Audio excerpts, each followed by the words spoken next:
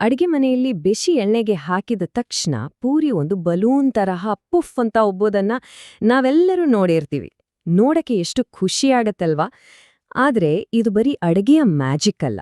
ಇದರ ಹಿಂದೆ ಒಂದು ಅದ್ಭುತವಾದ ವಿಜ್ಞಾನನೇ ಅಡಗಿದೆ. ಬನ್ನಿ, ಪೂರಿಯ ಈ ಪಫಪ್ ರಹಸ್ಯವನ್ನ ಇವತ್ತು ಒಟ್ಟಿಗೆ ಭೇದಿಸೋಣ.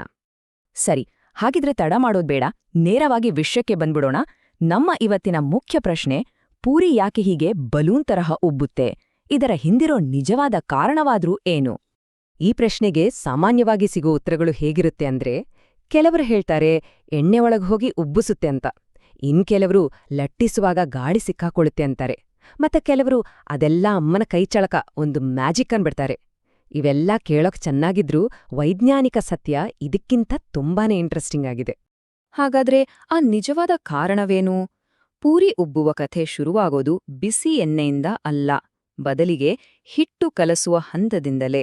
ಹೌದು, ಆ ರಹಸ್ಯ ಇರೋದೇ ಹಿಟ್ಟಿನೊಳಗೆ. ನೋಡಿ, ಮೊದಲು ಏನ್ಮಾಡ್ತೀವಿ, ಗೋಧಿ ಹಿಟ್ಟು ಮತ್ತೆ ನೀರನ್ನ ಬೆರೆಸ್ತೀವಿ. ಆಮೇಲೆ ಅದನ್ನ ಚೆನ್ನಾಗಿ ನಾದ್ತೀವಿ. ಹೀಗೆ ನಾತಾ ಹಿಟ್ಟಿನೊಳಗೆ ನಮ್ಮ ಕಣ್ಣಿಗೆ ಕಾಣದ ಒಂದು ಬಲವಾದ ರಬ್ಬರ್ ತರ ಹಿಗ್ಗಬಲ್ಲ ಒಂದು ನೆಟ್ವರ್ಕ್ ಅಂದ್ರೆ ಜಾಲ ನಿರ್ಮಾಣವಾಗುತ್ತೆ. ಇದೇ ನಮ್ಮ ಪೂರಿ ಉಬ್ಬೋದಕ್ಕೆ ಬೇಕಾದ ಅಡಿಪಾಯ. ಆ ಎಲಾಸ್ಟಿಕ್ ಜಾಲ ಇದೆಯಲ್ಲ, ಅದಕ್ಕೆ ನಾವು ಗ್ಲೂಟೆನ್ ಅಂತ ಕರೆಯೋದು. ಗೋಧಿ ಹಿಟ್ಟಿನಲ್ಲಿ ಗ್ಲೂಟೆನಿನ್ ಮತ್ತು ಗ್ಲಿಯಾಡಿನ್ ಅಂತ 2 ಪ್ರೋಟೀನ್ಗಳು ಇರ್ತವೆ.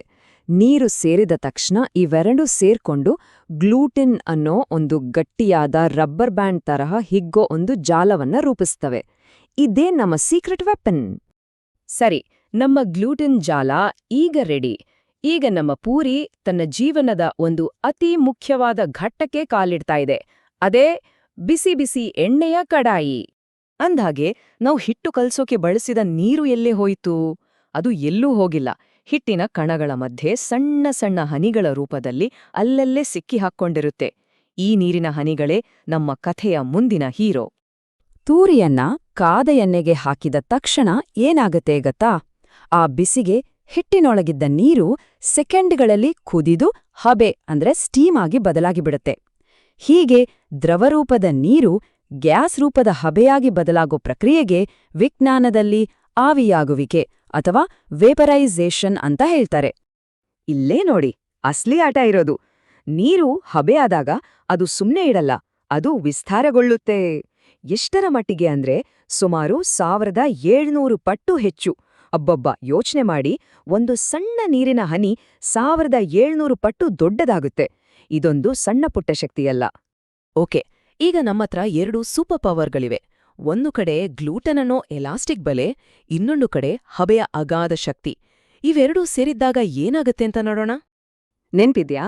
ಆ ಗ್ಲೂಟೆನ್ ಅನ್ನೋದು ಒಂದು ರೀತಿ ಬಲೂನ್ ತರ ಅಂತ ಹೇಳಿದ್ನಲ್ಲ, ಅದರೊಳಗೆ ಏನನ್ನಾದ್ರೂ ತುಂಬಿ ಹಿಡಿದಿಟ್ಕೊಳ್ಳೋಷ್ಟು ಸ್ಟ್ರಾಂಗ್ ಆಗಿರುತ್ತೆ ಅದು. ಒಳಗಡೆ 1700 ಪಟ್ಟು ವಿಸ್ತಾರ ಆಗ್ತಿರೋ ಹಬೆ ಹೊರಗೋಗೋಕೆ ವಿಪರೀತ ಪ್ರಯತ್ನ ಪಡ್ತಾ ಇರತ್ತೆ. ಆದ್ರೆ ಈ ಗ್ಲೂಟೆನ್ ಅನ್ನೋ ಬಲೂನ್ ಇದೆಯಲ್ಲ, ಅದು ಅದನ್ನ ಗಟ್ಟಿಯಾಗಿ ಹಿಡ್ಕೊಂಡು ಒಂದು ಚೂರು ಹೊರಗೆ ಬಿಡಲ್ಲ. ಕೊನೆಗೆ ಏನಾಗತ್ತೆ, ಆ ಹಬೆ ಒಳಗಿನಿಂದಲೇ ಗ್ಲೂಟೆನ್ ಗೋಡೆಯನ್ನ ಎಲ್ಲಾ ಕಡೆಯಿಂದ ತಳ್ಳೋಕೆ ಶುರು ಮಾಡುತ್ತೆ. ಈ ಒಳಗಿನ ಒತ್ತಡಕ್ಕೆ ಪೂರಿ ಉಬ್ಬುತ್ತಾ ಹೋಗಿ ಒಂದು ಪರ್ಫೆಕ್ಟ್ ಗೋಲಾಕಾರಕ್ಕೆ ಬರುತ್ತೆ. ವಾವ್, ಎಷ್ಟು ಸಿಂಪಲ್ ಫಿಸಿಕ್ಸ್ ಅಲ್ವಾ? ಹಾಗಿದ್ರೆ ಈಗ ಸ್ಪಷ್ಟವಾಯ್ತಲ್ಲ, ಎಣ್ಣೆ ಒಳಗೆ ಯೋಗಿ ಪೂರಿಯನ್ನು ಉಬ್ಬಿಸುತ್ತದೆ ಅನ್ನೋದು ಒಂದು ತಪ್ಪು ಕಲ್ಪನೆ. ವೈಜ್ಞಾನಿಕ ಸತ್ಯ ಏನು ಅಂದ್ರೆ, ಹಿಟ್ಟಿನೊಳಗಿದ್ದ ನೀರೇ ಹಬೆಯಾಗಿ ಆ ಹಬೆಯ ಒತ್ತಡವೇ ಪೂರಿಯನ್ನು ಉಬ್ಬಿಸೋದು. ಸರಿ, ಈ ಸೈನ್ಸ್ ಎಲ್ಲ ಕೇಳೋಕ್ ಚೆನ್ನಾಗಿದೆ. ಆದ್ರೆ ಮನೇಲ್ ಮಾಡೋವಾಗ ಯಾಕೆ ಕೆಲವು ಪೂರಿಗಳು ಉಬ್ಬೋದೇ ಇಲ್ಲ? ಯಾಕೆ ಚಪ್ಟಿಯಾಗಿ ಉಳಿದುಬಿಡುತ್ತೆ? ಅದಕ್ಕೂ ವಿಜ್ಞಾನದಲ್ಲೇ ಉತ್ತರ ಇದೆ. ನೋಡಿ, ಇದಕ್ಕೆ ಹಲವಾರು ಕಾರಣಗಳಿರಬಹುದು. ಎಣ್ಣೆ ಸರಿಯಾಗಿ ಕಾದಿಲ್ಲ ಅಂದ್ರೆ ನೀರು ಬೇಗ ಹಬೆ ಆಗಲ್ಲ, ಪ್ರೆಷರ್ ಬಿಲ್ಡ್ ಆಗಲ್ಲ. ಹಿಟ್ಟು ತೀರ ಡ್ರೈ ಆಗಿದ್ರೆ ಹಬೆ ಆಗೋಕೆ ಬೇಕಾದಷ್ಟು ನೀರೇ ಇರಲ್ಲ. ಅಥವಾ ಹಿಟ್ಟು ತುಂಬಾ ನೀರಾಗಿದ್ರೆ ಆ ಗ್ಲೂಟೆನ್ ಬಲೆ ವೀಕ್ ಆಗಿ ಪ್ರೆಷರ್ ತಡ್ಕೊಳ್ಳಕ್ಕಾಗದೆ ಹರಿದೋಗುತ್ತೆ. ಅಷ್ಟೇ ಅಲ್ಲ, ತುಂಬಾ ದಪ್ಪ ಅಥವಾ ತೀರ ತೆಳುವಾಗಿ ಲಟ್ಸಿದ್ರೂ ಕೂಡ ಈ ಪ್ರಕ್ರಿಯೆ ಸರಿಯಾಗಿ ಆಗಲ್ಲ. ಸೊ ಪರ್ಫೆಕ್ಟ್ ಪೂರಿಯ ಸೀಕ್ರೆಟ್ ಫಾರ್ಮುಲಾ ತುಂಬಾನೇ ಸಿಂಪಲ್.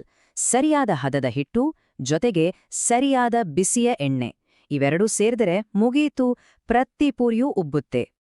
ಈ ಸ್ಟೀಮ್ ಪ್ರೆಷರ್ ಅನ್ನೋ ಕಾನ್ಸೆಪ್ಟ್ ಇದೆಯಲ್ಲ, ಇದು ಬರೀ ಪೂರಿಗೆ ಮಾತ್ರ ಸೀಮಿತವಾಗಿಲ್ಲ. ನಮ್ಮ ಅಡಿಗೆ ಮನೆಯಲ್ಲಿ ಪ್ರತಿದಿನ ಈ ಸೈನ್ಸ್ ನಡೀತಾನೆ ಇರುತ್ತೆ. ಬೆಂಕಿ ಮೇಲೆ ಚಪಾತಿ ಉಬ್ತಲ್ವಾ, ಸೇಮ್ ಸೈನ್ಸ್. ಪಾಪ್ಕಾರ್ನ್ ಕಾಳು ಪಟ್ ಪಟ್ಟಂತ ಸಿಡಿಯುತ್ತಲ್ಲ, ಅದರೊಳಗಿನ ನೀರು ಹವೆಯಾಗೋದ್ರಿಂದಾನೆ. ಇನ್ನೂ ಒಂದು ಸಿಂಪಲ್ ಎಕ್ಸಾಂಪಲ್ ಅಂದ್ರೆ ನಮ್ಮ ಪ್ರೆಷರ್ ಕುಕ್ಕರ್ ವಿಸಿಲ್ ಹೊಡೆಯೋದು ಕೂಡ ಒಳಗಿನ ಹವೆಯ ಒತ್ತಡದಿಂದಲೇ. ಹಾಗಾದ್ರೆ ಇಡೀ ಕಥೆಯನ್ನ ಒಂದೇ ಮಾತಲ್ಲಿ ಹೇಳೋದಾದ್ರೆ 4 ಮುಖ್ಯ ಪಾತ್ರಗಳು: ಗ್ಲೂಟೆನ್ ಅನ್ನೋ ಬಲೂನ್, ನೀರು ಅನ್ನೋ ಫ್ಯೂಯಲ್, ಬಿಸಿ ಎಣ್ಣೆ ಅನ್ನೋ ಇಂಜಿನ್ ಮತ್ತು ಕೊನೆಯದಾಗಿ ಹಬೆಯ ಒತ್ತಡವೇ ಪೂರಿಯನ್ನು ಉಬ್ಬಿಸುವ ಅಸಲಿ ಶಕ್ತಿ. ಈಗ ಗೊತ್ತಾಯ್ತಲ್ವಾ, ಪೂರಿ ಉಬ್ಬದು ಯಾವುದೋ ಮ್ಯಾಜಿಕ್ ಅಲ್ಲ, ಅದು ನಮ್ಮ ಕಣ್ಮುಂದೆ ನಡೆಯೋ ಒಂದು ರುಚಿಕರವಾದ ಫಿಸಿಕ್ಸ್ ಎಕ್ಸ್ಪೆರಿಮೆಂಟ್ ಅಷ್ಟೇ. ಸರಿ, ಮುಂದಿನ ಸಲ ಊಟ ಮಾಡುವಾಗ ನಿಮ್ಮ ಪ್ಲೇಟನ್ನೊಮ್ಮೆ ಗಮನಿಸಿ. ಅಲ್ಲಿ ಇನ್ಯಾವ ಸೈಂಟಿಫಿಕ್ ರಹಸ್ಯಗಳು ಅಡಗಿವೆ ಅಂತ ಸ್ವಲ್ಪ ಯೋಚನೆ ಮಾಡಿ.